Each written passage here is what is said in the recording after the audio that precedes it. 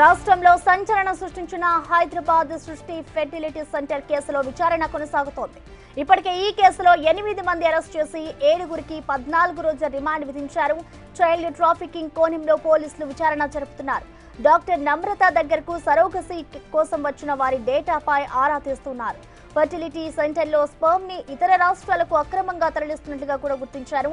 ప్రస్తుతం ఆమెను కస్టడీలోకి తీసుకోవాలని భావిస్తున్నారు. నమ్రతాని విచారిస్తే అన్ని విషయాలు వెలుగులోకి వస్తాయంటున్నారు పోలీసులు.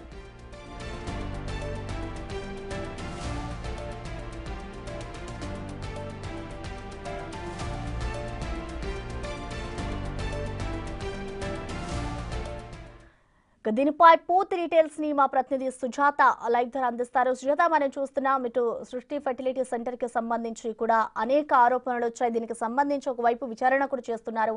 సో ప్రెసెంట్ అప్డేట్స్ ఏ విధంగా ఉన్నాయి? ఇటు పోలీసుల అదుపులో ఎంతమంది ఉన్నారనుకోవచ్చు? విచారణ ఎలా సాగుతోంది? ప్రసన్న, 2 తెలుగు రాష్ట్రాల్లో సంచలనంగా మారినటువంటి సృష్టి ఫెర్టిలిటీ హాస్పిటల్ ఇప్పుడు ఒక్కొక్క విషయాలు వెలుగులోకి వస్తున్నాయి.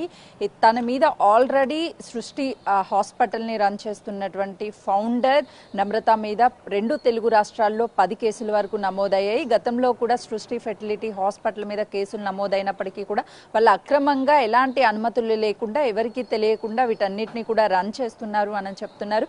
కుకట్పల్లితో పాటు ఇటు సికింద్రాబాద్, అదేవిధంగా వైజాగ్, విజయవాడ అన్ని ప్లేసెస్లోనూ తను ఈ సృష్టి హాస్పిటల్ని రన్ చేయడంతో పాటు ఇతర రాష్ట్రాల నుంచి వచ్చినటువంటి వాళ్ళ నుంచి ఫర్మ్ కలెక్ట్ చేసి ఆ ఇతర రాష్ట్రాలకి మళ్ళీ పంపిస్తుంది అని చెప్పి పెద్ద ఎత్తున ఆరోపణలు వచ్చినటువంటి నేపథ్యంలోనే పోలీసులు ఈ కేసుని ఇన్వెస్టిగేషన్ చేస్తే తన మీద ఆల్రెడీ కేసులు ఉన్నట్లుగా కూడా అటు పోలీసులు గుర్తించారు. అయితే ప్రధానంగా ఎవరికైతే పిల్లలు కలిగినటువంటి వాళ్ళు ఉంటారో వాళ్ళు ఇక్కడికి వచ్చిన వెంటనే వాళ్ళతో ఖచ్చితంగా కూడా మీకు పిల్లల్ని కలిగేలా మేము చేస్తాము, డబ్బులు చెల్లించాలి విడతల వారీగానని చెప్పేసి వాళ్ళని పిల్లల కోసం ఇష్టంగా వచ్చినటువంటి వాళ్ళని పిల్లల ఆశ చూయించి మొత్తం ఒక ట్రాప్లో దించిన తర్వాత ఈ ప్రాసెస్ అంతా కూడా రన్ చేస్తున్నట్లు తెలుస్తుంది. ఇతర రాష్ట్రాల నుంచి అంటే అక్కడ నిన్న సెంటర్కి వెళ్ళినప్పుడు కూడా చాలా క్లియర్గా బోర్డుని ఏర్పాటు చేశారు. వీర్యదానం తీసుకోబడును, కాంటాక్ట్ నెంబర్ అని, టైం ఉదయం 10 గంటల నుంచి సాయంత్రం 6 గంటల వరకు అని చెప్పేసి ఒక బోర్డుని ఏర్పాటు చేశారు. అంటే వాళ్ళు ఎంత బహిర్గతంగా